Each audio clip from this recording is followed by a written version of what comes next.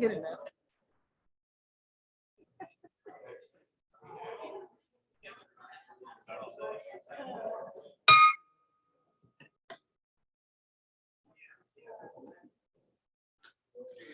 Welcome, everybody. It is the Brentwood Rotary Club meeting on Friday, May the 20th. It is hot outside, but you came to a cool place, so we're happy you're here. Today, we're going to have the invocation by Steve Hammers and by Sheila Cleveland doing the four-way test and the pledge. Let's pray. Dear gracious Heavenly Father, we just thank you so much for what you do for us. We ask that you be with us in all that we do. Be with those that are ill and sick, especially with Robert Fiddler in these last few days, and just comfort him and comfort his family. And we ask that you just guide us, protect us. Thank you for Rotary and what we stand for. Just help us to honor you in everything we do. And thank you for the food that you've given us. In Jesus' name, amen.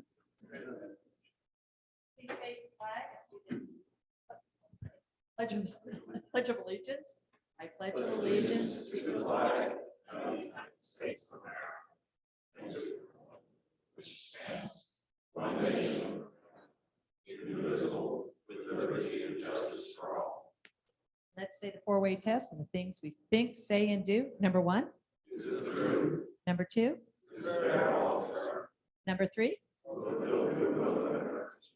And number four.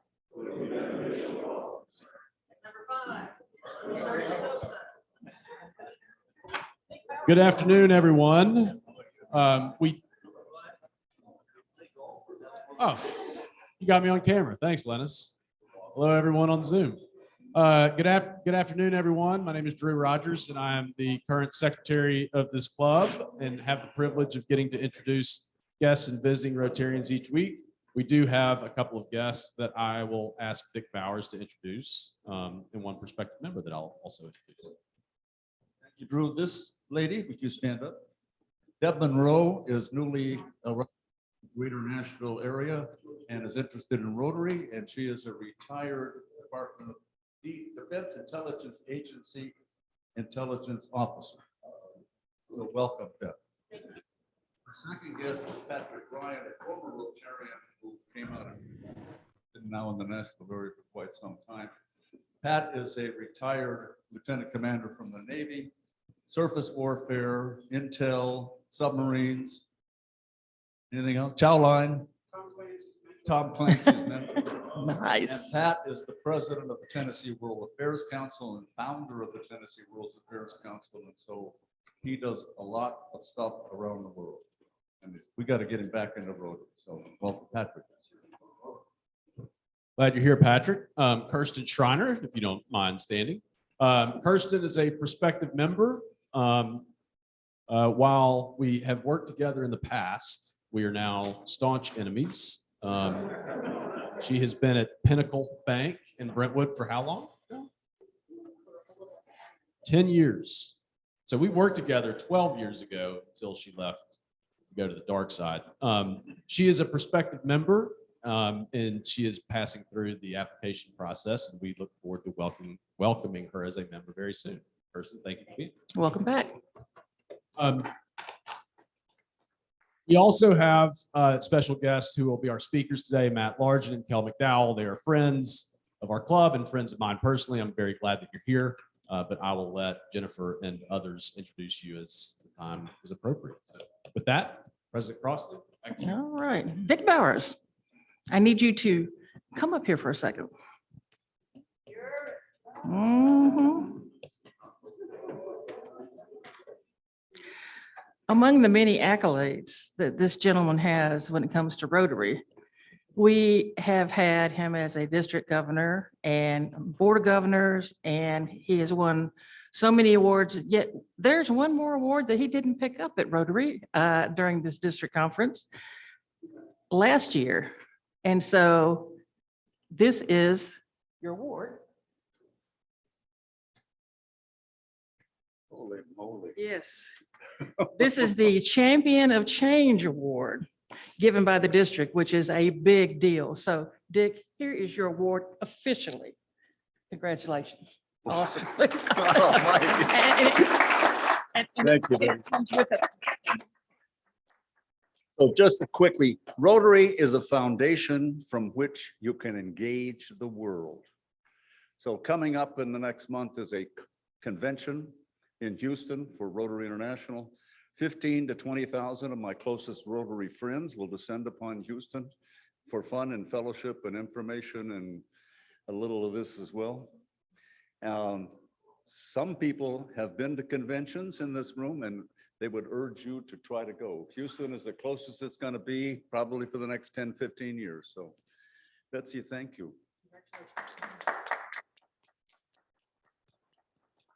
And if you can't make it to Houston, they are going to have a virtual stream of everything going on, and that will only cost you $50. So go to RI and sign up today, and that'll save you a plane ticket and hotel room. All right, Larry, got some golf tournament information for us.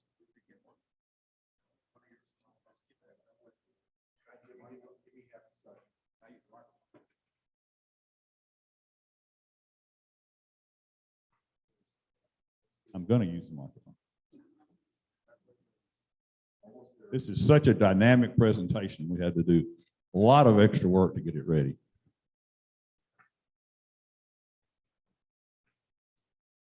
There we go. Real quick on the golf tournament. Just to let you know, if we had to have the golf tournament next week, we could have it. We're ready to go.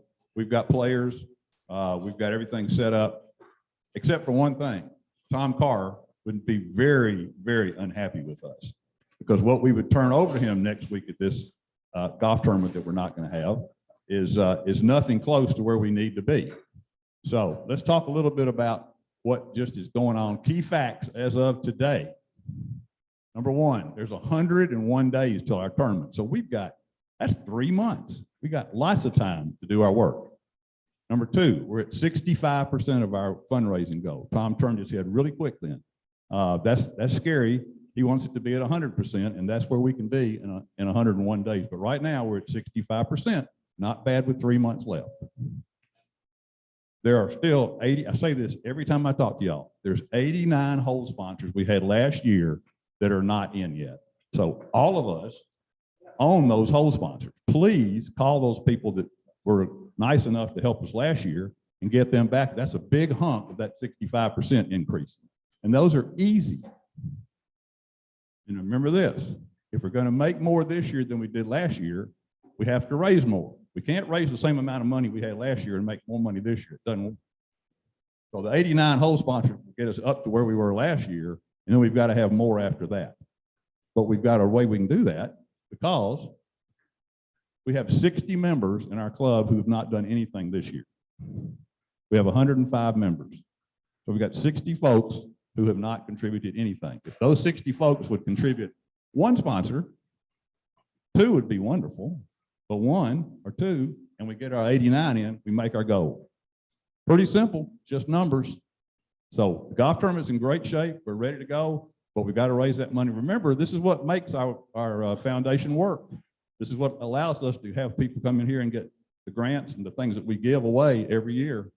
This is where that money comes from. So scholarships, our scholarship program is $30-something thousand a year right there.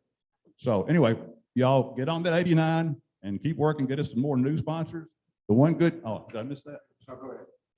The one, not one, but one really good news is we have 24 new sponsors this year. That's fabulous. 24 people who were not in last year. Of course, that means they took 24 people places who were here last year out.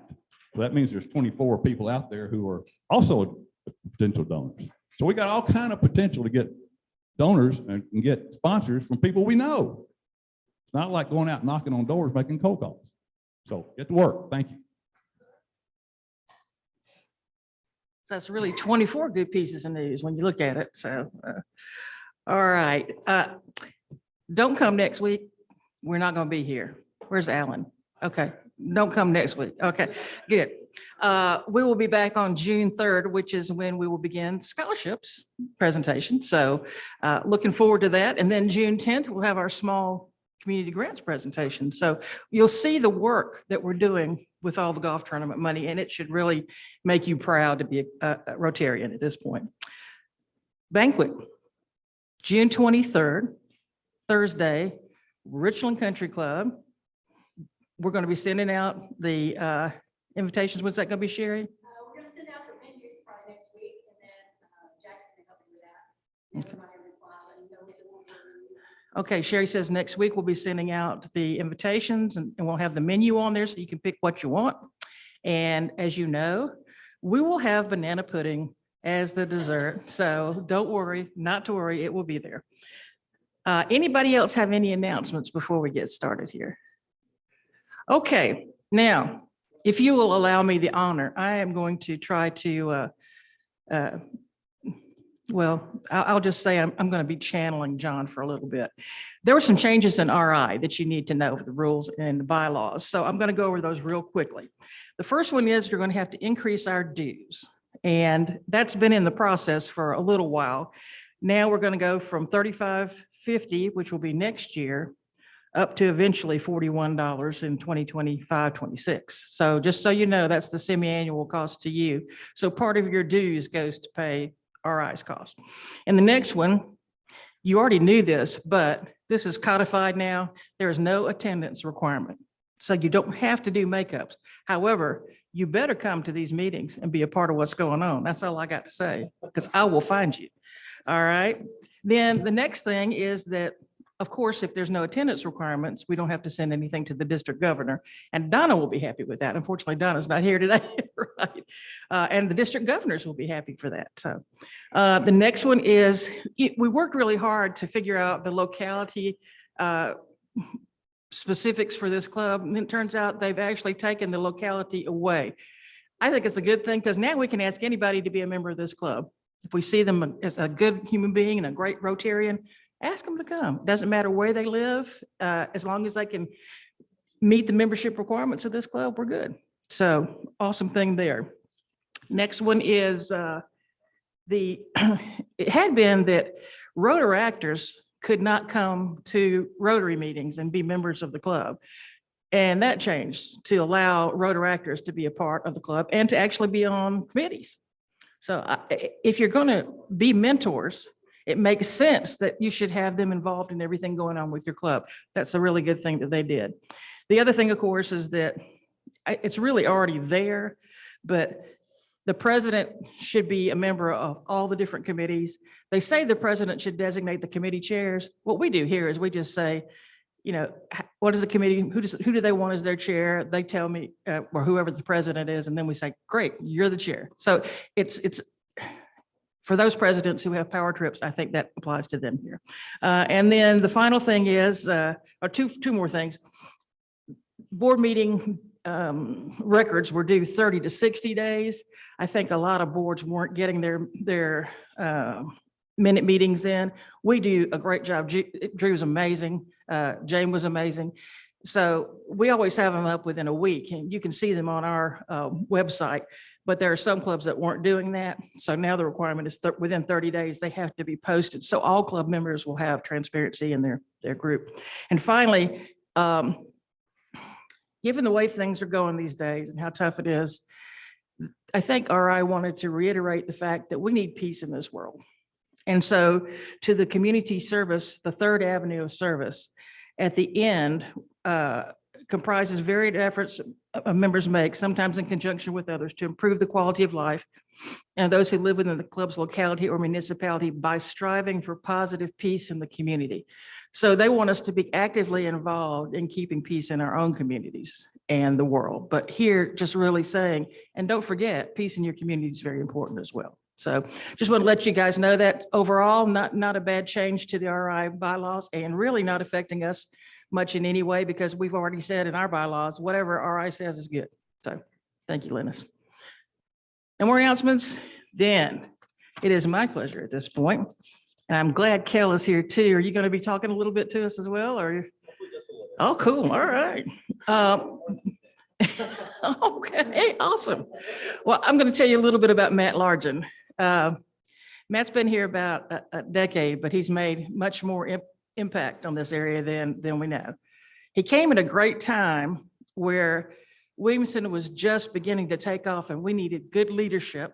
We needed excellent economic development advice. We needed somebody who could go various places and talk to the right people and bring good people from our area with him so that we could have a coalition to bring the best to Williamson County.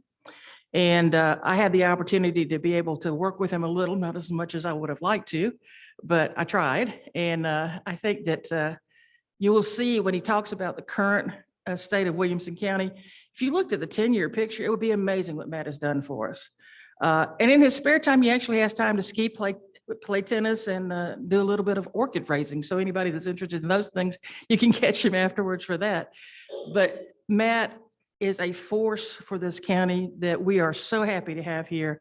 And I would love to have him come up and talk to us about what else is new in Williamson County and what we can expect. Matt Largen.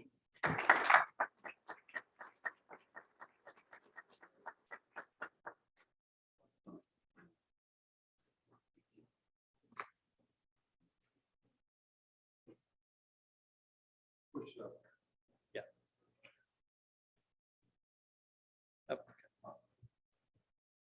okay. Is that on? Okay, great. Thanks. Thanks, Betsy. That's really kind. I appreciate that.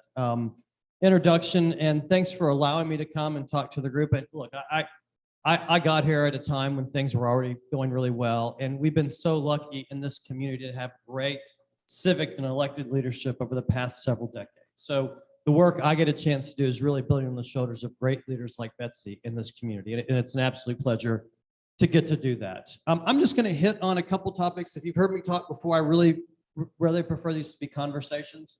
So I'll leave plenty of time for questions.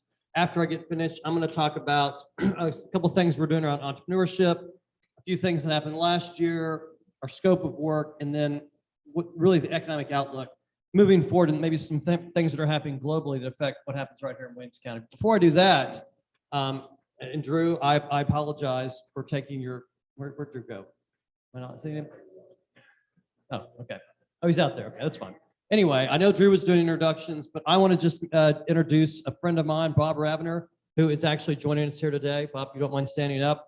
Bob is actually a member of the Franklin Downtown Rotary. I think you all call it the drinking Rotary. So he's here as a guest of mine. I'm not even sure I'm allowed to do that, but he's here anyway. So he's running for District 61, the state representative for District 61. So if you haven't had a chance to talk to Bob, spend a few minutes after this talking to Bob. Brentwood's a big part of that district, so a conversation is definitely worth your time today. So Bob, thanks for being here. Appreciate it. So let me kind of jump in and talk about it. Let me start by saying, when you think of economic development, you kind of think of three things: business recruitment, retention, and entrepreneurship. And last August, we actually had a unique opportunity presented to us to open a Center for Innovation, an entrepreneur center at the former campus of O'Moore College in downtown Franklin. We have 3 companies that are operating there, and really the goal of this center is to give people a launching pad to grow and scale their businesses, to hire employees and take office space throughout Williamson County.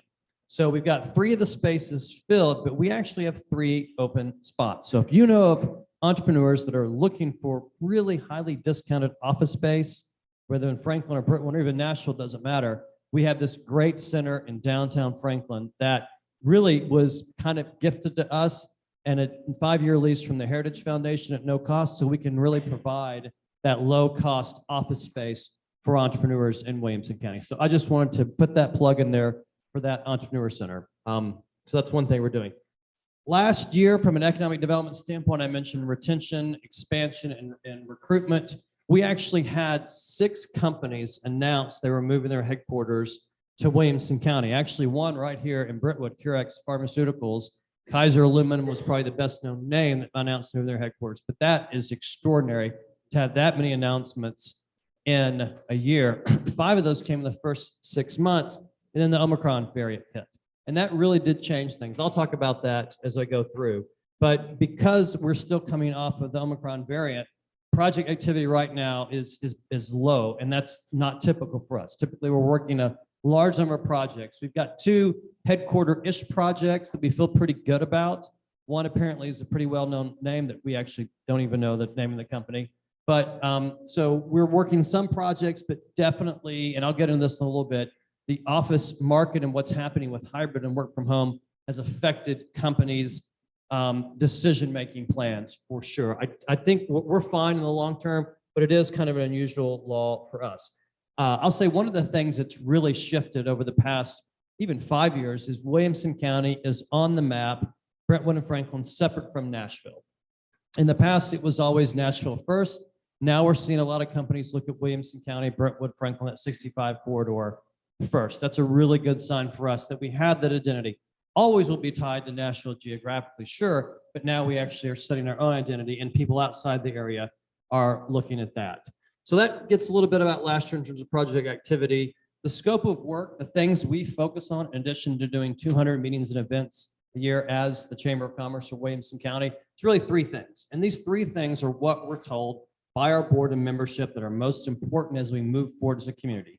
And that's education funding, transportation, and housing, especially attainable, affordable housing. So I'll go through transportation first, then housing. There's honestly not a lot to talk about there. Then Kel, that's why he's here to talk about education funding. So there is a early movement now, and Brentwood is part of this movement from led by County Mayor Rogers Anderson to really make sure that we have this united front when it comes to advocating for transportation projects and transportation funding for priorities for the county. So that's been happening in our office over the last few months. I'm sure you'll see more about that moving forward, but that's happening. We can talk about regional transit, but I don't have any good answers.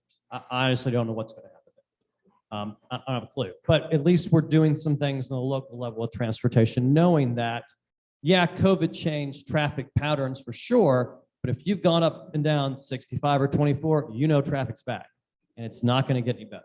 So we've got to figure out what a regional transit solution is. I don't know what the answer is, but we got to start addressing that. From a housing standpoint, you've probably all seen the numbers. I mean, it's extraordinary. Williamson County, 24% in 1 year. I mean, you all know this, right? Everybody knows housing is a real challenge. So trying to create that affordable, attainable housing, even just for mid-level managers of some of these headquarters is a real challenge for our community. One of the things that we know is that our economic foundation is really our public education system. We're so lucky to have great schools and leadership that value schools. Sheila, thank you for your service on the school board. It means the world. You're an economic developer just as much as we are. We really understand how important that is. And there was a big change in the funding formula for schools. And to explain every single detail about that, Kel McDowell is going to answer all your school funding related questions. So Kel, this is why you're here. Oh gosh, all of your questions. So you may have read over these past few months, the big item at the Tennessee Capitol this year was the governor's proposal, TISA, that is the Tennessee Investments in Student Achievement. And what it was rolled out to do was replace the basic education program. That is the way the state funds school systems or had funded school systems since about the early 90s. So with this new model, as opposed to it being district-based in terms of resources, ability to raise revenues, et cetera, and the ultimate Rube Goldberg machine that spit out the total disbursement from the state to fund those schools, TISA is centered around a student-centered funding formula. So each student accounts for a baseline amount, and that's each student in public K through 12 schools in Tennessee accounts for, I want to say it's around 6860. Does that sound right, Sheila? From there are certain qualifiers through which a student might actually account for increased funding within each system. These can be from low income to certain learning disabilities or challenges. It can also be achievement related, or in Williamson County's case, most notably, it can also be a high growth school district qualifier that goes on top of that. Now, what's important to note, especially from Williamson County perspective, is now that it ultimately has passed, Williamson County does stand to go from perpetually being at the bottom alongside Franklin Special in terms of percentage of state funding accounting for overall school budget to having a bit more of that state share increased from what Williamson County typically sees. Now, questions still remain, not only how much more or how many more dollars will be injected overall into public education in Tennessee, but let's be real, also the political considerations, charters, local control, the like right now. So where TISA goes forward, TBD, but right now we're hopeful in the sense that the state share that Williamson County ultimately will have comprising its overall funding is slated to increase. So let's be hopeful that more dollars certainly do get injected over these next few years. Because like Matt said, certainly where we organizationally and we as a community think ed funding, let's certainly sustain what we've got going. So right now, that's certainly where we stand on that. That's great. We'll take obviously questions in on that. So Cal, thank you for that. Appreciate that. You know, I mentioned education funding being such a bedrock for our economic development efforts. Excuse me. That's why we led the campaign for increasing sales tax, I guess 4 years ago now, won that election 2-1. And as of last year, it has generated $73 million in funding for school construction renovation. That's a big, big thing for our community. So we don't just say it's important, we actually take the steps to support these kind of things when it comes to education of our children, knowing that's the bedrock. All right, the last piece that I'm going to talk about, probably the longest part of the presentation, still won't be that long because I talk really fast, is the current economic thoughts and kind of forecasts moving forward to some things that can happen nationally and globally that could affect Williamson County. I'll take a step back in time just a moment. So we did an economic summit, I guess, a couple of weeks ago called Outlook Williamson, which is where we took a deep dive in the current and future state of the Williamson County economy. We talked to some of those companies that move their operations here, talked to some of our entrepreneurs and innovation center. We heard from the pet care, the CEO of Mars Pet Care. Really great presentation. But one of the things that I mentioned, I think this is amazing, is as a state, Tennessee saw the biggest increase in the country in real GDP from 2020 to 2021 at 8.6%. It is not unusual. We know Nashville is a hotbed for economic development. What's amazing is we're seeing this kind of growth across the state as well. So that was a big, big deal. That is not typical for Tennessee to be on the top of that particular list. Right now in Williamson County, we're at 1.9% unemployment rate. We're the lowest in the state 2 years running. That is as close to full employment as you can get. We started tracking this a few years ago, but we're actually on pace to have more ribbon cuttings than we've ever had in a calendar year this year so far. And it really tracks with one of the other things that I talked about at Outlook Williamson. There was an analysis done by a group of all the physical business establishments across the country, storefronts of physical operations, not online businesses. And that analysis of all 3,142 counties in America found that from the third quarter of 2019 to the third quarter of 2021, we had the 5th most physical business establishments in the country in terms of growth. That was net, 1,800 more. So not only did we survive through COVID, we actually thrived through COVID. That is extraordinary. We knew that certainly businesses had challenge. We're not pretending it didn't. In fact, Kel actually turned into a PPP advisor during COVID to really talk individually with businesses about keeping them alive, right? Thanks to Drew Rogers, who really educated us on that front as well. Yeah, you did. Thanks, Drew. Thanks for coming in and listening to the presentation too. Appreciate that. That's cool. No, just stay out there. You're fine. You're good. Yeah, you're good. You know all this stuff anyway. It's fine. So I think that's a really important statistic. So a couple more things I want to just address. The big question we get now is the future of the office. What does that look like? Remote work, hybrid, what does that mean for traffic patterns? What does that mean for talent recruitment and retention? And I'll tell you, I've gone all over the board where I think this trend is heading, and I still don't know for sure. But one of the things that we've seen recently is that it seems like, at least now, a consensus is some form of hybrid. And so whether that's 2 days in, that's 3 days in, that seems to be where consensus is held. We had a board meeting earlier, I guess this week, actually, and we had the director of HR for Nissan, and they've actually put the first plan into place, and he was pretty clear. It's one, they call it, be where you need to be.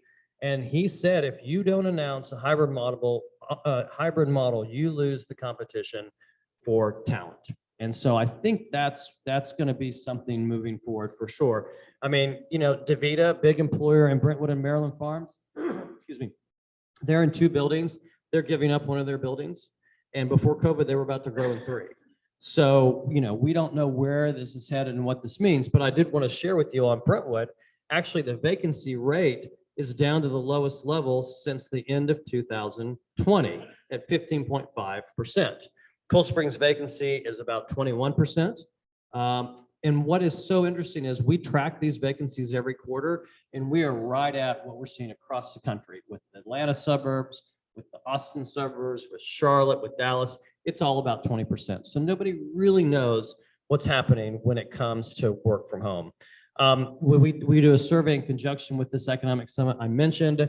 So basically, the people who took it said they expect to take more space over the next 5 years and hire a lot this year. We will actually have a real estate summit later this year in the fall, where we'll examine trends from residential and commercial, and hopefully by then we'll get a better sense of where we think things are heading. So I'm going to finish the presentation by actually reading a couple of things from a blog post from a group called the Site Selection Group. This is a group made up of site consultants across the country. And these are some of the things that they're trends that they're watching when it comes to COVID, because I probably should have said this at the beginning, what happens with the office market absolutely affects what happens with small businesses in the community. So when people aren't back in their space, it can have an effect on how often they're into those small businesses. So that's why this really matters. So I talk, these are 10 of the trends. I'm just going to talk about a few of them. They already talk about work from home continuing to evolve. Obviously, we know that. Companies are downsizing their real estate footprint. Yep, I already mentioned that. This is interesting. Demand is up, though, for high quality, newer office space. The battle for talent has created a greater demand for higher quality office space to attract prospective workers. Companies are wanting more collaboration space and training rooms, as well as less dense working conditions with higher air circulation because of COVID-19 concerns.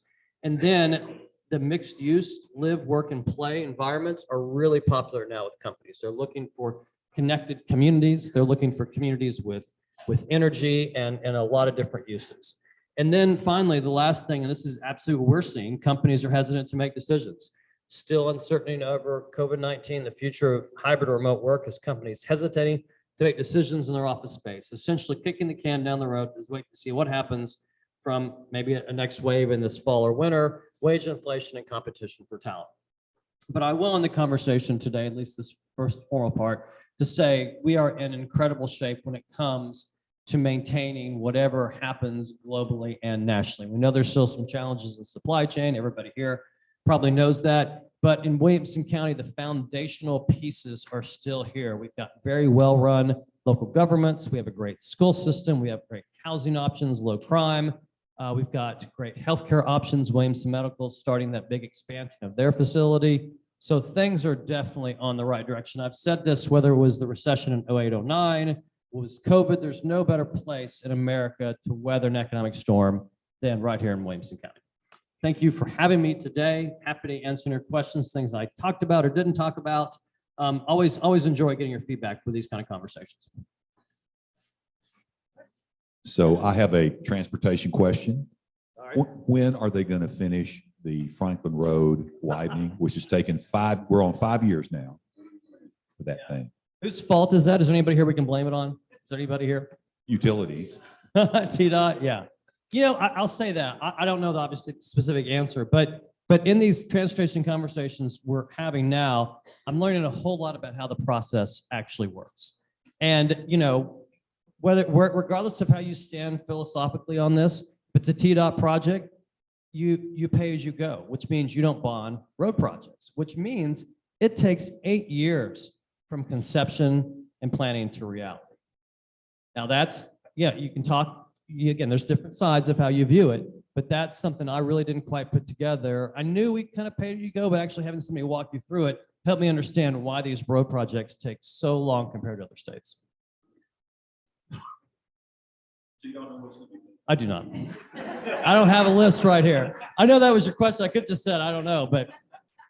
Yeah, I tell you, I may be showing my ignorance here, but can you explain Williamson Inc? Oh, sure. Yeah, sure. So Williamson Inc. is simply the brand for the Chamber of Commerce and Office of Economic Development for Williamson County. So we're the product of a merger of 3 chambers of commerce 10 years ago: the Brentwood Chamber, the Greater Cool Springs Chamber, and the Williamson County Franklin Chamber. The board of directors got together 12 years ago, decided it doesn't make sense to have all these different chambers really covering a lot of the same geographic area. And we want our companies to have a single path to engagement. So they're not writing more than one check, they're not attending more than one event. This is the single path to engagement. So in addition to merging the chambers, economic development used to be underneath the county, was moved underneath the Chamber of Commerce, and we were able to do a lot more as a private nonprofit than the county did in terms of our economic development efforts. Yes. So What's up, Art?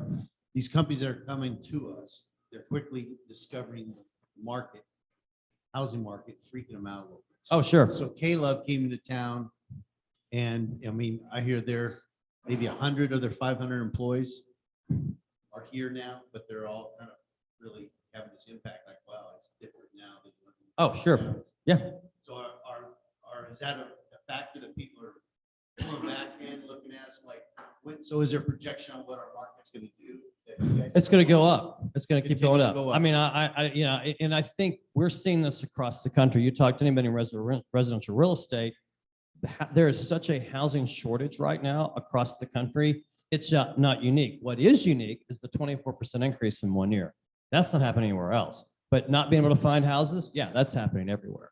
So it is, I think, pushing people further out in terms of where they're going to look. And then frankly, if companies are willing to do the hybrid work model, it's easier to make that case that, hey, K-Love, their employees can live in Columbia because maybe they're only coming into work 1 or 2 days a week. One other question back to you on education. So I've always heard for every student, it's X dollars. And that was always big about, hey, make sure do your attendance every day because that's your dollars. So now what we're saying is it's still that. But if you have special needs or other issues, there's add-ons potentially or takeaways, or is it just more add-ons? So yes, no takeaways on there, but average daily attendance, so to speak, it's about those students that are enrolled and right, those special qualifiers on top of that. Now with BEP, I always describe it as a Rube Goldberg machine because of how complicated that formula really is, and nobody really understood it. People pretended, some actually truly did. But with this, in this case, we're talking about student-centric to a T. And let me plug real quick. You all have handouts on your tables. As you know, it's an election year, and we just went through the first of a 3-part series of election days this year. Certainly keep an eye on August 4th is the next election day we'll have. That's state and federal primaries and local general elections. Keep an eye on that, and if plug into our socials, williamsonchamber.com/vote. Our goal is voter education and encouraging folks to turn out because of the importance, particularly of those local offices. Yeah, and there's actually on that Williamson, when our vote, so it's williamsonchamber.com/vote. There's a Meet the Candidates series where Tom Lawrence interviewed every candidate we could find for school board, county commission, others. Betsy, you've seen it. So definitely, it is a great way to get to know the character of the people that are running in those really sometimes 20-minute long form interviews. So definitely go to that site, link to those Facebook archived interviews, and make sure you take a look at that before you cast your vote. I was Yeah, gonna Jennifer. ask, I was talking with a business owner the other day who is moving their business from Nashville. What percentage of people do we know that live in Williamson County that commute into Nashville? And what percentage of these companies, like this gentleman was saying, they're moving to Aspen Grove, are choosing to leave Nashville and come here because it's less commute? So the business relocations are the like I wouldn't necessarily be familiar with, but we use as a rule of thumb that there's virtually equal amounts of folks who either are commuting from Davidson into Williamson, in Williamson up to Davidson. And those can range anywhere between 20 and 30,000, but we consider those largely equal numbers. And what about like coming from like Smyrna, Rutherford County? I know that there is plans for UDOT to expand McEwen and go across, I forget where it is, Clovercroft is going to connect and bring folks in from that area of the county, that county. Yeah, there's some long-term plans, I think, right? We kind of, yeah, that's, you probably know. Yeah. Gotten delayed. So Betsy's saying 15 years with that. Now, it's interesting. So you mentioned kind of that corridor. There actually has been some work on some technology around, I can't remember what it's called on the 24 corridor, right? Smart corridor, really interesting stuff. Yeah, how you let people, yeah. So the exit ramp, basically it's a red light, right? At some of the ramps. So that's, so signalization, I mean, 24 is the most congested corridor in Tennessee, I believe. And so, looking at some technology aspects there and, do we need to do those moving forward and on 65 at some point? We might have to get there at some point. Who really knows? And then sorry, last one thing I was gonna say, shamelessly, Jennifer and Leah and myself are on Women in Business. Can you just say for everybody here that may not know, I mean, you guys are doing great things with diversity, you're doing great things with education.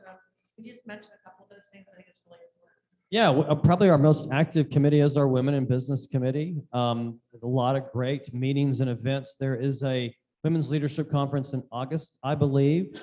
Anybody can sign up. Just go to our website, our events page. You can look at all the different things you can be a part of. But certainly our Women in Business Initiative has been one of our strongest initiatives. We have young professionals.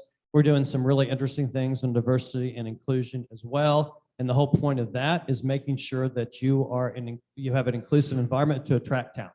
There is a bottom line component to inclusion, and it really is making sure everybody has a comfort level and understands they're welcome and encouraged to be part of your company, so you can broaden that talent pool and then frankly broaden the pool of people you advertise your products and services to. So thanks, Jody. Yes. A question is about the companies coming here with, as far as qualified people. Mhm.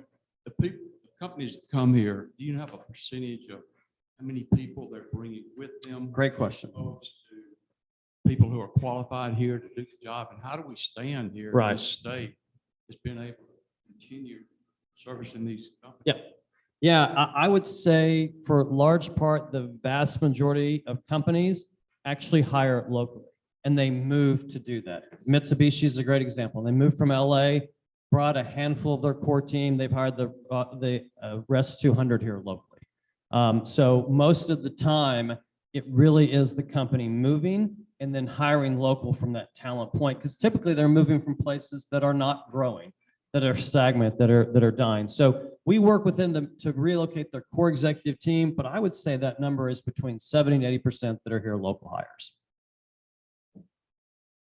I think it's pretty well established that there's some severe economic headwinds facing the country as a whole. Inflation is pretty well entrenched, and we're seeing early signs of recession coming along. History repeats itself. We're probably going to have to go through a recession as well as inflation. How concerned are you locally about the impact of a recession and continued inflation? What kind of impact are you seeing that might have on continued economic development? Sure. And I have a follow-up question. Okay, yeah, obviously that's a great question, right? I mean, we are definitely due for a recession just in economic terms. I mean, it was interesting talking to this gentleman from Nissan. I asked, optimistically, aren't things getting better? He said, no, they're worse. It's not just chips they can't get, now they can't get radios for cars.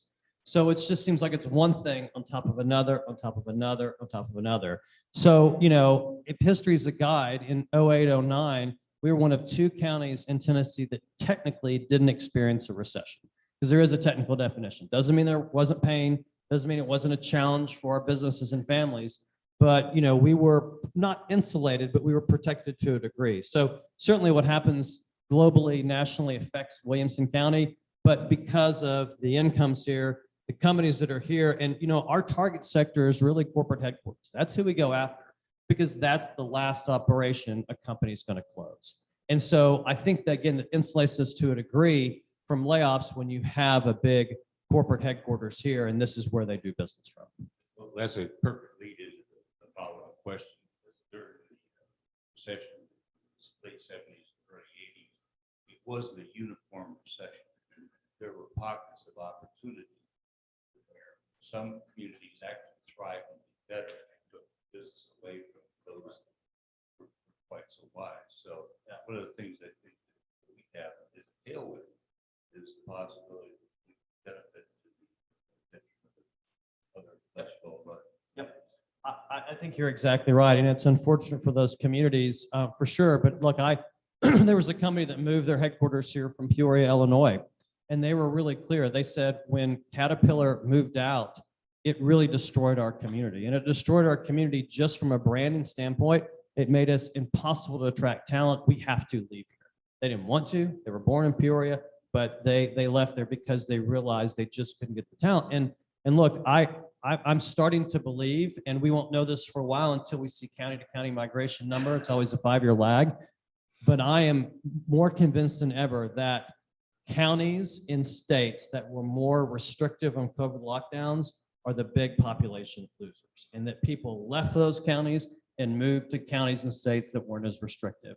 And I think that's why you're seeing all the increased home prices. You're seeing the business thriving because people are getting out. It was kind of like the last straw in these places, and they were moving to a place in Tennessee that wasn't viewed as restrictive when it came to how they managed COVID. My apologies for missing That's a cool. portion of the That's fine. program. I was taking copious notes and I felt like I would be less distracted sitting out there. So I got all of it. I appreciate that. Drew. Thanks. But thank you for being here. I guess my question is, you've addressed some of this about infrastructure, but I'm curious to know what conversations are being held at the county and state level, specifically as a community like Williamson County makes the transition from an agriculture, like the land mass is kind of more agriculture. And I'm speaking more to like South Williamson County and East Williamson County, to more urban, because you've got hundreds of homes, thousands of homes being built in Nolensville. You're going kind of south of there along 840.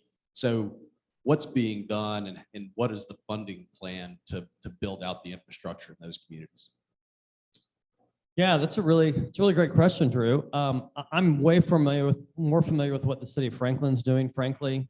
We just had them this morning at our policy talks at Columbia State, walk through their kind of master plan over the next 5 to 10 years. But yeah, there's a lot of conversations, especially in Nolensville. There's a lot in Spring Hill with the June Lake. Is anybody familiar with June Lake? Kind of somewhat, okay. So we're in Cool Springs 1.0. Berry Farms is 2.0. June Lake is 3.0. That's where the Predators announced they're going to put the ice. There's even talk of an airport down there. So we're going to see, I think it's going to be the 65 corridor that's your corporate development, and the housing is going to be in your east and west side. So yeah, there are a lot of conversations in Nolensville. And Kel, you may be a better position to answer that because you're our government relations person and you go to those meetings in Nolensville. Yeah, generally speaking, what you're going to really have more than anything is kind of a powwow of how can we approach this strategic growth best when it comes to the infrastructure and the like. So you're going to have kind of a countywide thinking, a bigger picture thinking among the different municipalities as we really try to appeal to the state to try to get that needle move to make sure these pertinent road projects are put into practice. So thankfully, countywide, our officials typically play really well together. And a lot of that's going to really have to be channeled going forward, especially, over these next 2 to 3 decades. We're lucky to have great partnerships with the city and county and our state delegation as well. And that's one of the big advantages of Williamson County is how well everybody works here together. It's not always that way. That's true. Quick question for you when it comes to airport. Since I hear the A word. Sure. I know we've been following Doug and all the growth over in Nashville. Yeah. The question is, when is all that going to be through? Never is the answer. Right. Never. And then with Williamson possibly thinking about maybe doing an airport for the first time, what is that timeline and Sure. et cetera looking like? Yeah, so it's interesting. I was just, Doug Krulin's the head of the National Airport Authority. He's also my board chair this year. I was talking to him yesterday. His board yesterday just approved a bond issue for another $1.4 billion on top of a 1.5 that was announced. And it's demand. I mean, they're growing as a result of demand. You'll have an international terminal coming. You'll have other terminals. You've got so much road work you have to do around the area. So you're going to see continued growth.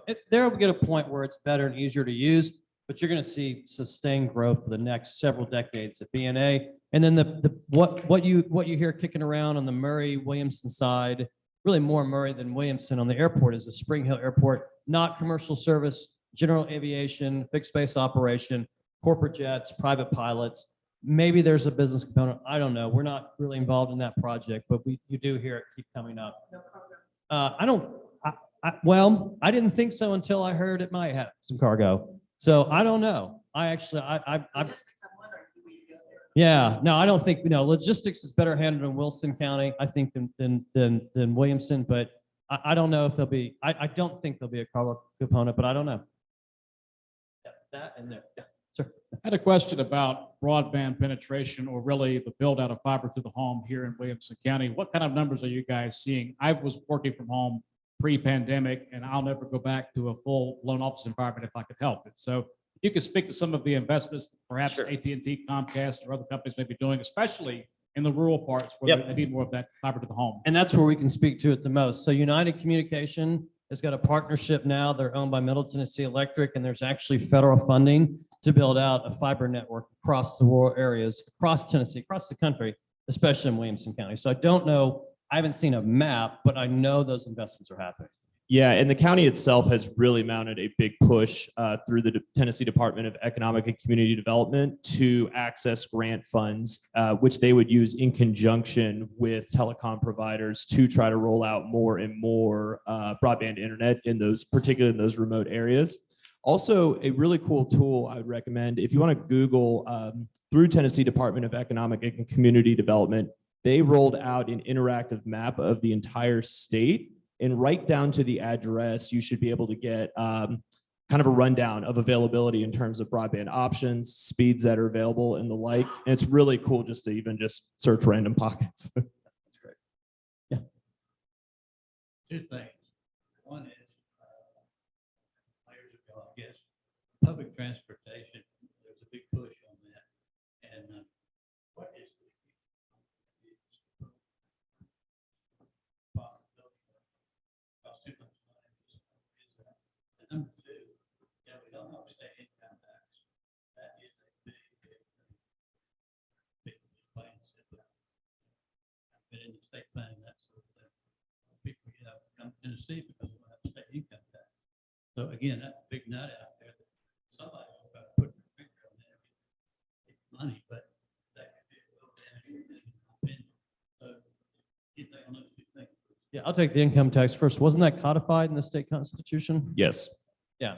So not that couldn't change, right? But I think it was, the no income tax was codified a couple of years ago. And we agree. I mean, we know companies come here. That's one of the big factors is the no income tax. 100% agree on that. Public transportation, man, your guess is as good as mine. I think, when Nashville lost that vote 4 years ago, it really hurt our long-term efforts because at least with having one county has dedicated funding, it could be a model. Now, the big question is, what do you put in, right? You can raise the money, but then what's the median? Is it bus on shoulder? Is it light rail? Is it heavy rail? Is it flying cars? I don't know. I mean, there's just so many questions about not just the funding of transit, but then the mechanism at first. We've studied different cities that have transit. Denver's probably the best example of it. Their ridership is way down. I was in Phoenix last week. We're going to go there in January. They've got some light rail, but people talked about it using it for Suns game and Arizona State events. Okay, it's great, but that's not really what we need it for. So I think it is on the back burner for now. We've got to figure it out, but I would say the focus of this is local transportation funding, but I think the regionally probably is on the back burner. And I would keep an eye on, Metro has their elections next year. Certainly expect conversations to be surrounding that. And it'll be interesting if issue attention kind of goes back to it a good bit. But yeah, since 2018, it's been largely silent. Williamson County is one of the few counties in the state that does not have an airport. That has come up every 5-10 years for the last 30 years that I remember. Always shot down. Yeah, that's where most of your airplane owners are, pilots are. You actually think that's ever going to happen? It's interesting. So we were I mentioned going to Arizona last week. We were in Scottsdale and we met with their economic development team in Scottsdale. They claim they have the single busiest runway in the country in Scottsdale. And it's a super cool development. It's in the middle of their air park. And they really tout that as their number one economic engine. From an economic development standpoint, obviously we've been successful without it. Doesn't mean that with it, we'd be more successful, right? So we know there are a lot of core pilots that are here. We know there's a lot of wealth that's here. It seems like this particular project is more serious than it ever has been because the site has been identified. It's 1,100 acres. I think you can go just to the Spring Hill Planning Commission and read the minutes and at Project Suitcase and they detail kind of what they're thinking. So from what I'm told, it's 90% Murray, 10% Williamson, but this feels more real than it ever has. I'll put it that way. Is it at the Murray County Airport or somewhere different? No, this would be on the line. So it's not an existing. This would be a new airport. This wouldn't be, I think there's one in Mount Pleasant, right? Yeah, so this would Called the be, Murray County. oh, it is, Airport. okay, okay, yeah, so it's not that. This is a completely new, 1,100 acre development. The Richmond Group is running it, and then there's apparently an airport component as part of it.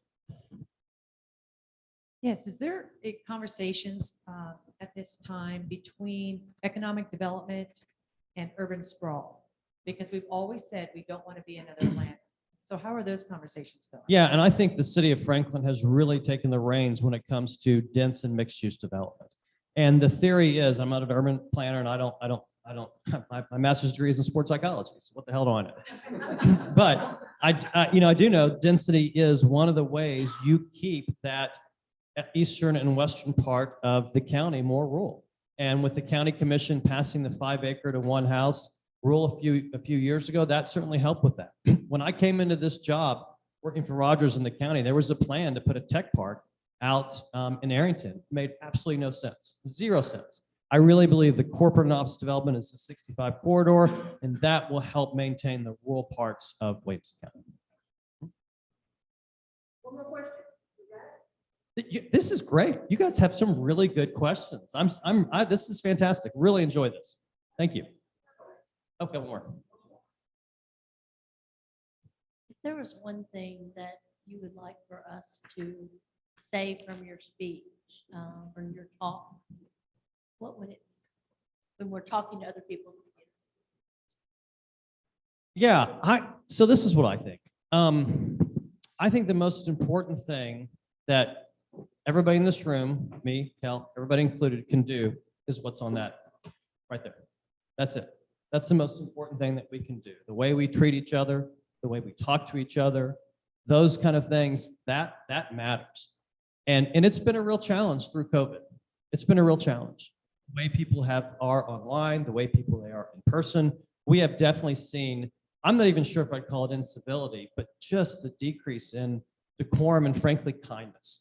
So I know it sounds sort of silly, but the best thing we could do is take those 4 things seriously. All right, guys, thank you so much. We have a book that we give when we read to our first graders, and we want both of you to sign the front of the book so that we can tell them a little bit about you guys before we read the book. So we'll let you do that and read the book with us if you could. Thank you. Remember, I've got one last quote here that we can talk about. Visitors and guests, thank you so much for coming. We hope you come back and visit again. I think you'll agree with me that we have a lot of very witty people in this club, so just saying.